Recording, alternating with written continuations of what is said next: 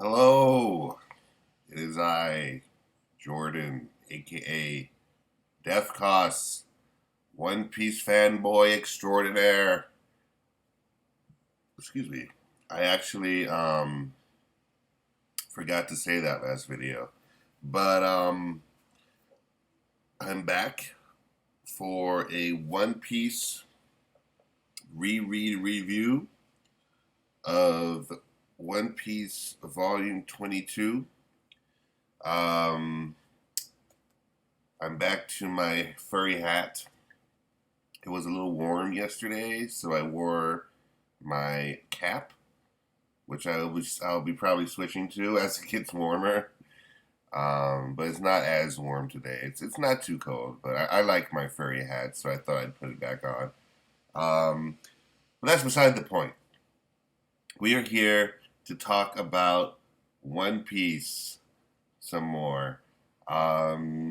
The Viz translation for chapter 1047 came out today.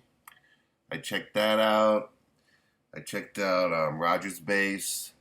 I checked out his live reaction, so that was fun. And yeah, so there's officially no chapter this week, unfortunately. But anyway, I will assuage my One Piece needs with rereads of the older volumes, and I keep making these videos, so that's the plan for the foreseeable future.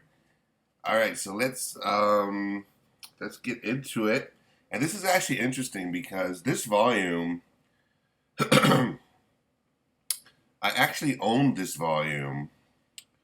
I owned the Japanese version of it because when I was in high school, I actually used to live in New York City. I currently live in Chicago, but I used to live in New York City, and I went to high school in New York City, and we had a Japanese club in my high school. I guess it was technically Japanese class, like we were supposed to learn Japanese, but we didn't learn much Japanese. We learned some, but it was really just like an after school hangout for people who liked anime and manga. And so a lot of my good friends from high school were part of my Japanese club. There was Pharaoh, Sebastian, Chris, Thomas, Omar. What's up, guys? It would be awesome to see you guys again. I hope I get to see you again sometime soon. Um, so yeah,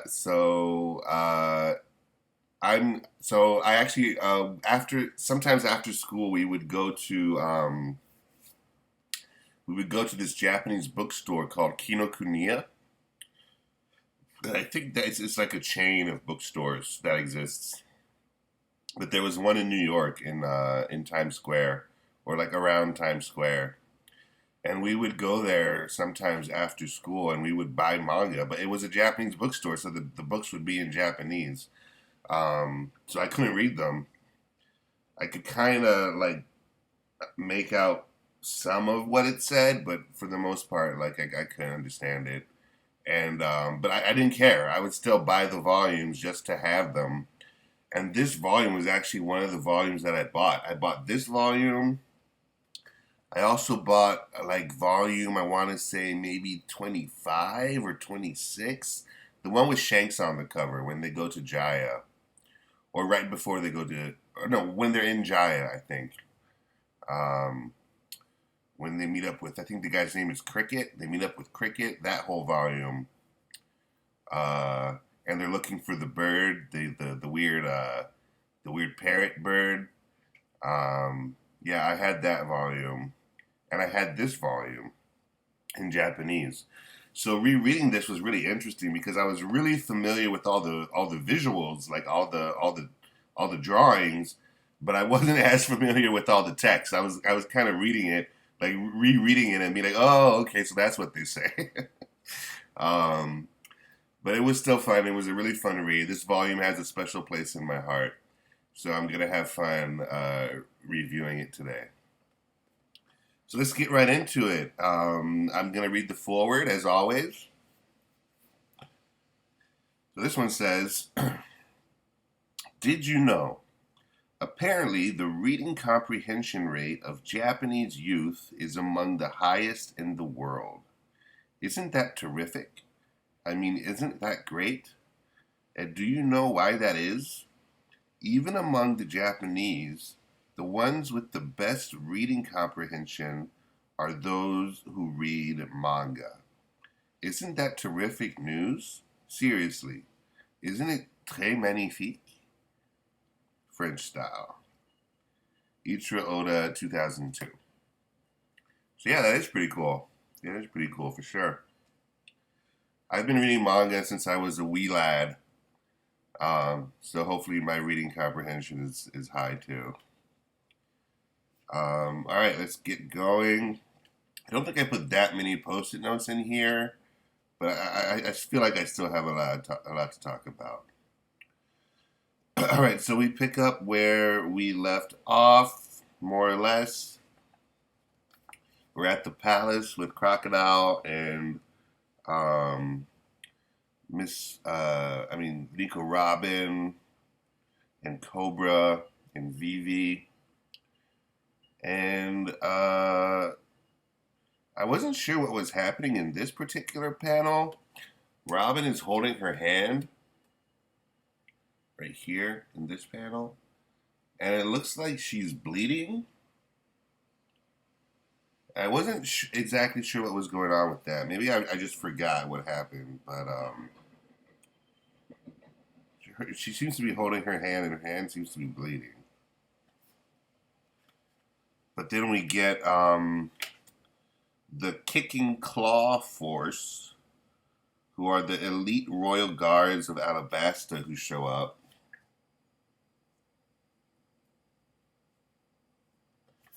And they want to take on Crocodile.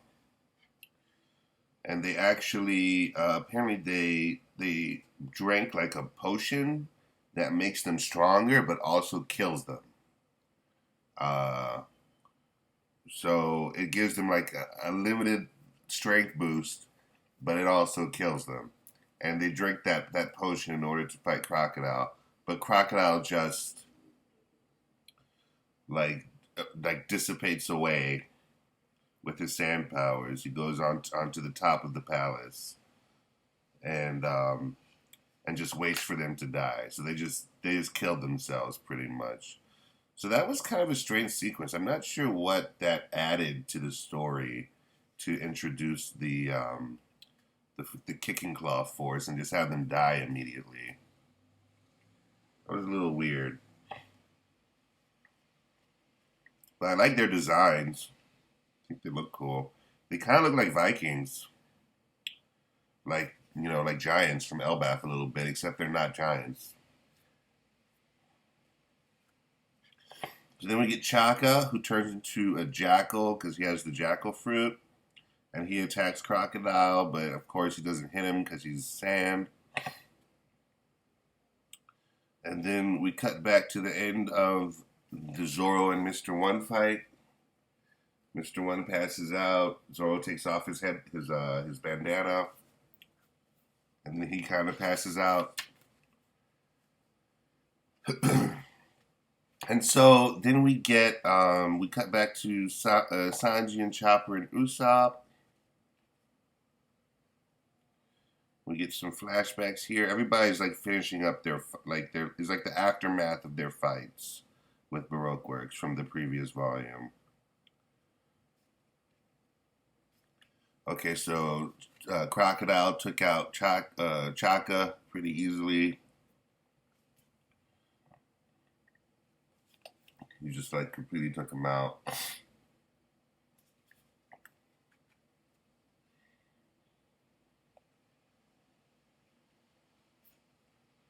Then Koza shows up.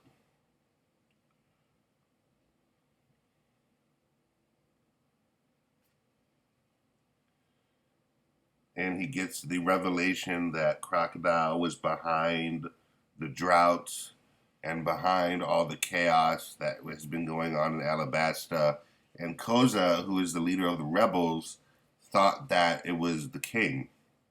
That was the whole point of the rebellion. But here he gets the revelation that it was actually Crocodile who was behind everything, because he didn't know that, obviously. So they kind of started a war for no reason, or no good reason.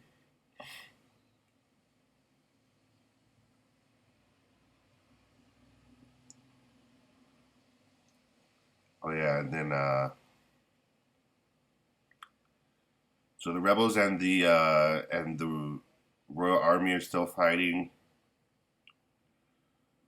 and they have to find the bomb. There's like a bomb that's gonna go off, and they have to figure out how to stop it.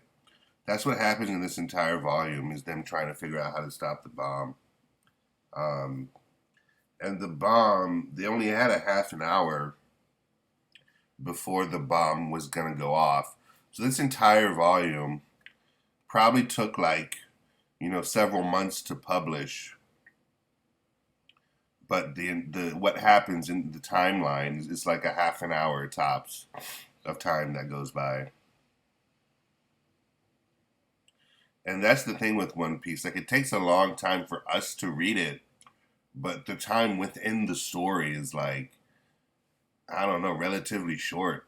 Like the entire story from volume one until, over volume 100 or whatever volume we're up to now, is like a few years, 2 years, 3 years, something like that.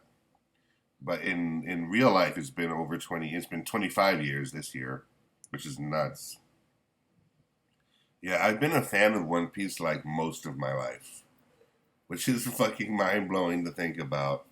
But I was like, I was like 14 years old when I got into One Piece. Like, I think I was like 14. I was like at least 14 years old.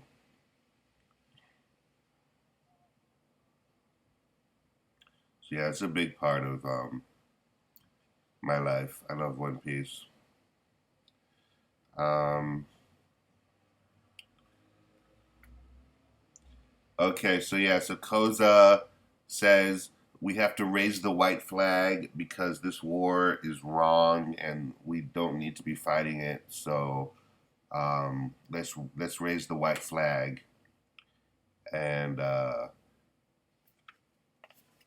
and give up the war and stop fighting. But then Baroque Works, there are members of Baroque Works among the Royal Army and among the rebels, and the ones who are in the Royal Army shoot Koza. They shoot Koza, and that pisses off the rebels. So that just perpetuates the fighting.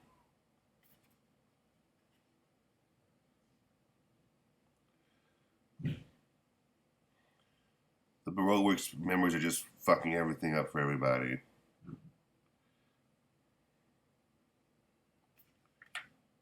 Yeah, we get a big double page spread. The rebels versus the Royal Army. And it's all one big misunderstanding. Like, it's just one big misunderstanding. All because of Crocodile.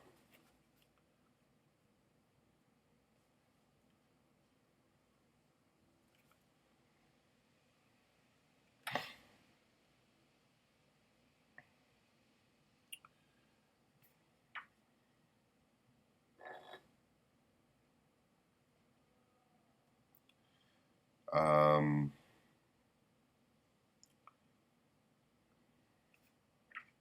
oh yeah, I love this sequence right here. Uh, Crocodile is holding Vivi over the edge of the palace, and he's telling her to give up. Like, she can't do anything about it. The kingdom is doomed. You can't save it. And he's holding her by the neck, and he's holding her over the palace. And then he dissipates his arm, and she just falls. And then Luffy shows up riding on top of Pell. He just shows up, And then he, I love this part here. Crocodile! And Crocodile's like, what the fuck, you're still alive? And and he just grabs onto Vivi, who's falling. He just saves her. I love this sequence here, this page. How we see Pell flying to catch Vivi, and then Luffy catches Vivi. I think that's an awesome page. The art for One Piece is just so good. I love it so much.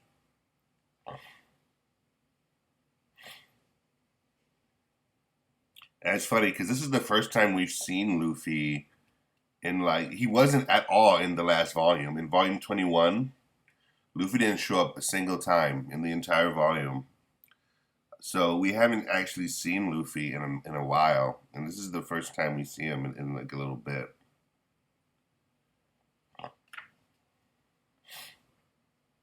Okay, so here we get the start of... Okay, so all the Straw Hats reunite.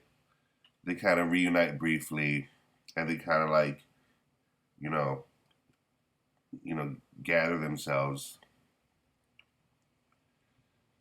And then Luffy says, let's finish this once and for all. He's about to do Gum Gum Rocket to get on top of the palace. Everybody's like, yeah, go ahead, go beat him. Go beat Crocodile.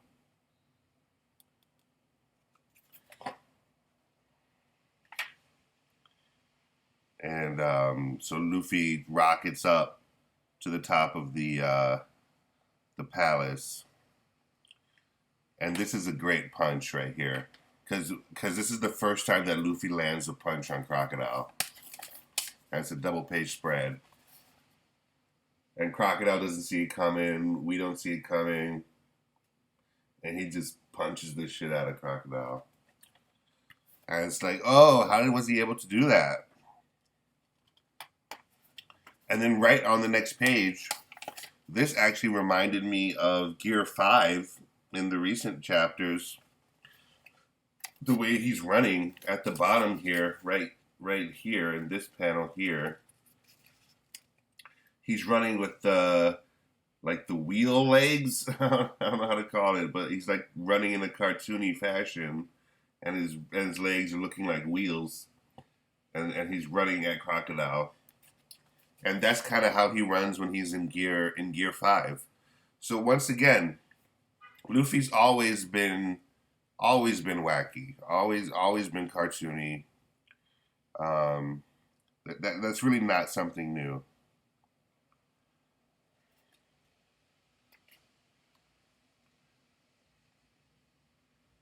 And it makes sense that he's been that way the whole time. Yeah, so he hits him with the punch, then he hits him with the Gum Gum Buzzsaw. That was a cool sequence right there. Hold on, I got a message on my phone. I'm dying to see what it says.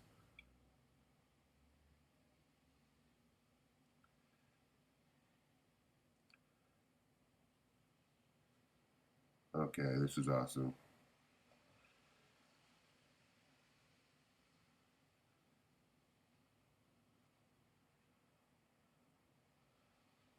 Give me 1 second.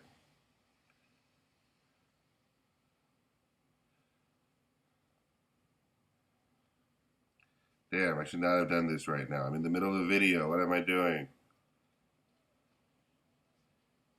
Not that anybody watches them, so I guess it's okay. Okay. That's taken care of.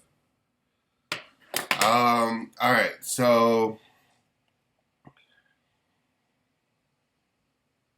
if I knew how to edit, I would edit that out, but I don't. I guess I could learn.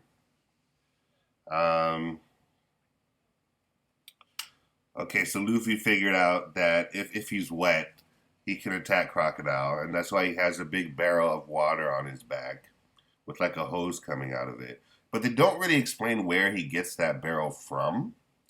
Because, I mean, there is a drought. And we know that when he was at Yuba, he got the water from Toto. Toto was digging, and he found water, and he gave Luffy a little bit of water. But here, Luffy has like a pretty big barrel of water on his back, and they don't really go into how he got it. He just has it. So I really would like to know exactly where he got the water from.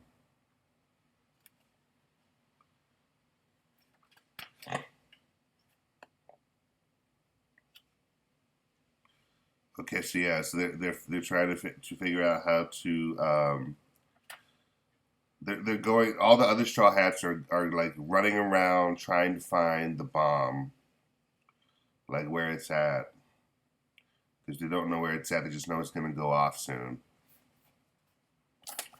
Okay, I put a post-it note here. Oh yeah, just because I like this joke here. Um, Crocodile says, uh, "There's no way you'll ever defeat me, boy. You're not in my league. I am one of the 7 warlords of the sea." And then Luffy says, "If you're one of the 7 warlords of the sea, I'm the 8th warlord of the sea." And I think that's a pretty funny way to put it. That's like quintessential Luffy. That's something only Luffy would say, and it makes sense. But it's like it's his logic. um, so this is a pretty cool fight. The second round of Luffy versus Crocodile. And I remember this pretty well because, like I said, I had the volume. It was in Japanese, but I had it. Um, yeah, like even right here. Like, look at that. That's something that he would do in Gear 5th. That's totally like the same thing.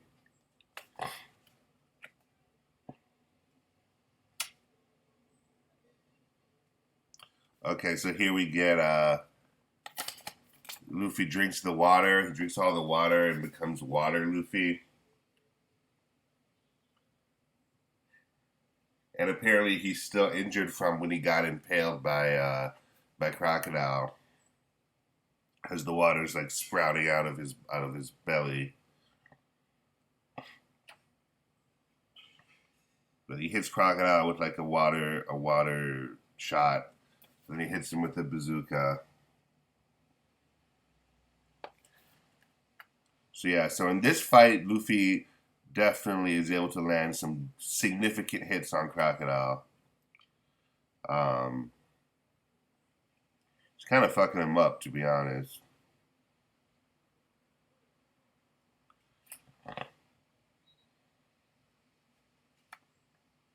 But yeah, so then Crocodile does the ground secco, where he's like drying out all the ground. He's drying everything out. Ground death. Everything's like getting disintegrated by his power and like drying up. Oh yeah, here we get a further explanation on Nico Robin. One of the Navy, Nico Robin and Cobra, they're on their way to see the Poneglyph, and they run into the Navy, Tashigi and the Navy, and one of the Navy guys says, "Oh, I think that's Nico Robin. She was accused of sinking 6 Marine vessels when she was only 8 years old. The government declared her a top-level public menace. They offered a whopping 79 million berries for her capture, but she disappeared and no one's seen her since." Um, so we're getting more of Robin's backstory here.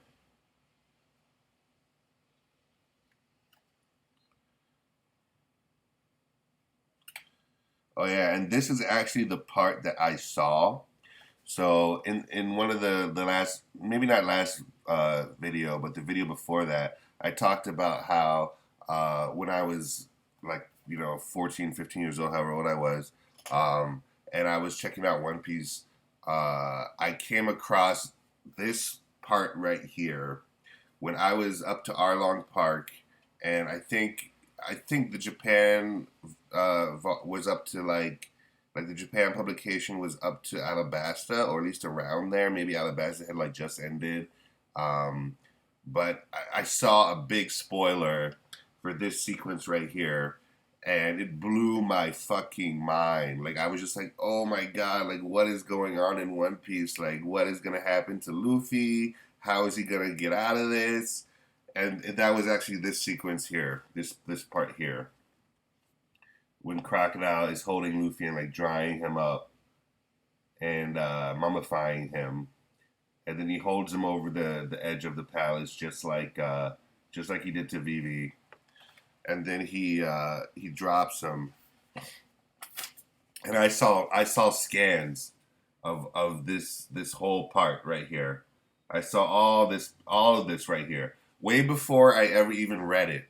Um, I was like I said, I was up to Arlong Park, and I was seeing this going down, and I was just like, what? Like, what is happening to Luffy? Like, holy shit! Like how is he gonna get out of this? Like, it just it was a spoiler, but it was also kind of awesome to see that, to like see what was to come, and like just want to get to that part. Like, I really wanted to get to that part to know what was gonna happen. Um, so yeah, so that happened to me when I was like 14, 15 years old, something like that.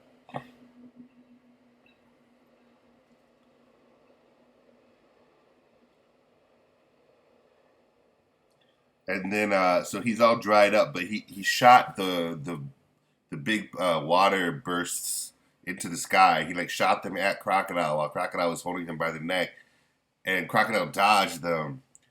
But then he let go of Luffy, and this is kind of Luffy's luck in full effect, because Luffy is pretty lucky too.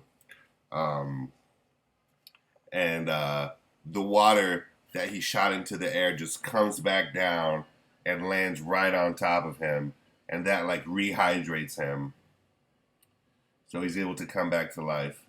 And I remember when I saw that the first time, I was like, "Oh, that's how he survived." Oh, okay, okay, all right.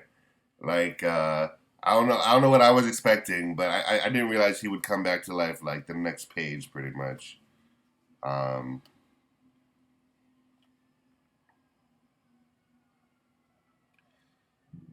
Okay, so here we get. Oh yeah, I just put a post note here just because I like this part when Usopp is imitating Crocodile. I just thought this was really funny. And then Zoro punches him on the head, and he's like, "What are you doing?" He's like, "I'm trying to think like Crocodile." I don't know. I like that. I like that part. I love Usopp. Okay, so all the Straw Hats are still running around. Luffy runs into Tashigi and asks her which way Crocodile went, and she tells him to the Royal Mausoleum. And then Luffy, even though he just ate, is still injured from when Crocodile impaled him. And he's been going like at 110% for like a while. So he just passes out. He literally just like falls to the ground and passes out. And this is like minutes before the bomb is supposed to go off. Oh, and here we get Nico Robin sees the poneglyph, runs into the poneglyph. I think this is the first time we've seen the poneglyph. And she starts to read it. And Crocodile shows up and asks, what does the poneglyph say? Because he wants to know about Pluton. And they all assume that the poneglyph would say, uh, where Pluton is. What's the deal with Pluton? But apparently it doesn't say that, or at least that's what Nico Robin is telling Crocodile. I actually don't remember what happens with that. I guess I'll find out in the next volume. But I don't think Nico Robin is telling the truth. Right here, she's like, oh, it doesn't say anything about Pluton. It's just a history of the kingdom. And then Crocodile gets mad and says, okay, I'm going to kill you then. Um, But I forget if Nikurama is telling the truth there. I don't think she is. I think she's just like not telling Crocodile. I forget though. Um, oh yeah, so then Nikurama and Crocodile have a little scuffle. Crocodile throws. I mean, Nikurama throws a vial of water at Crocodile.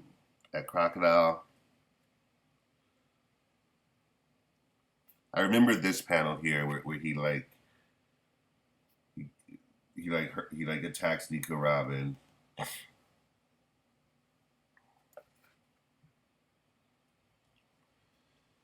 Okay, so then the mausoleum is falling apart.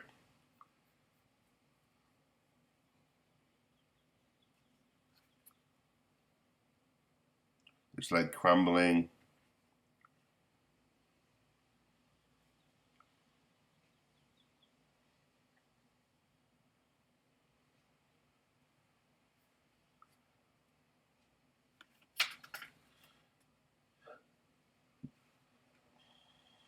Oh yeah, so Vivi actually figures out that the bomb has to be in the clock tower.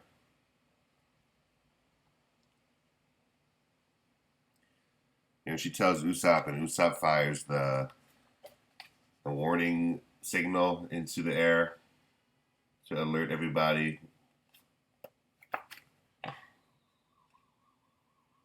Oh yeah, and then Luffy wakes back up. He literally slept. He must have slept for like 2 minutes tops. Um, but he gets back up and he starts chasing after Crocodile again. Like literally, he must have been asleep for 2 minutes at the most, if that. He was not asleep for very long.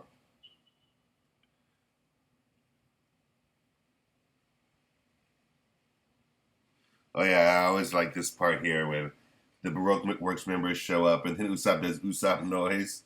He like busts out a chalkboard out of nowhere and scratches it. It's pretty funny. Okay, so then Luffy shows up at the mausoleum.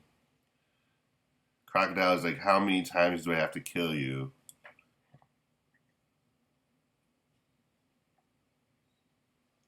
Yeah, this is pretty awesome here. Kicks the shit out of Crocodile, and he was like, "Oh, you're not gonna be able to hit me because you're not wet." And then he just boom kicks him, and it's like, "Oh shit, how was he able to kick him?" And then he punches him. This is a great panel right here.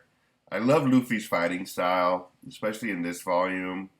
The way he fights Crocodile, like I said, he's always been wacky and goofy. Like the way he spins around and stretches and the way that it's drawn. I always love Luffy's fights.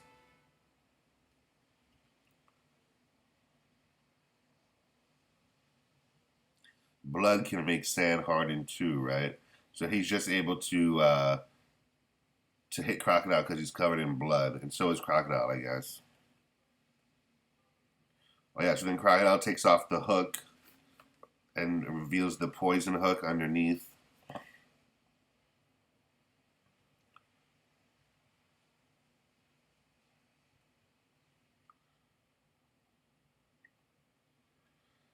Yeah, so then the Straw Hats regather up again, and they go to the clock tower.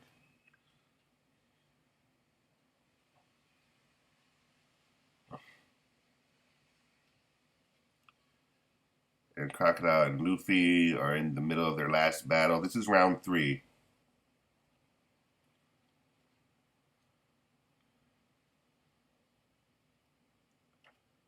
Yeah, this is all great. The art is just great.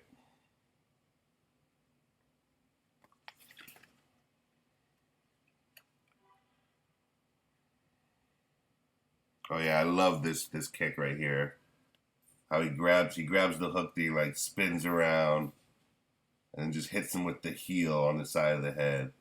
I love this page.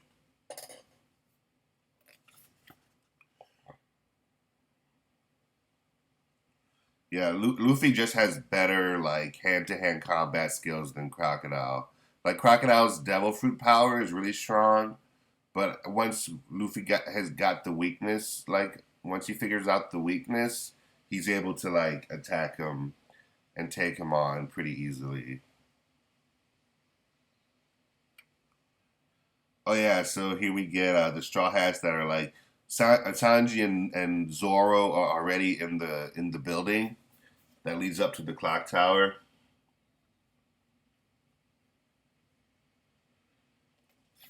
and they're trying to figure out a way to get to the top as quick as possible.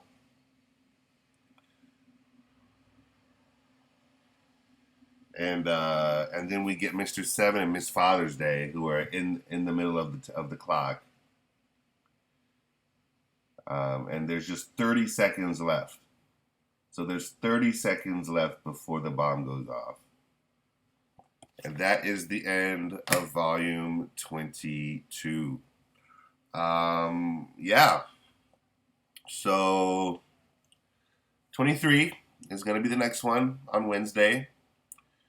That is going to be the last volume of the box set, the first box set. And then uh, I will hopefully receive volume 24 by next Sunday. And then I'll do volume 24. And then I'll probably have to take a break for like a week. But I've talked about all that already. Anyway, if you indeed watch me talk about One Piece for over half an hour, thank you very much. And yeah, I will see you in the very near future. Have a good one.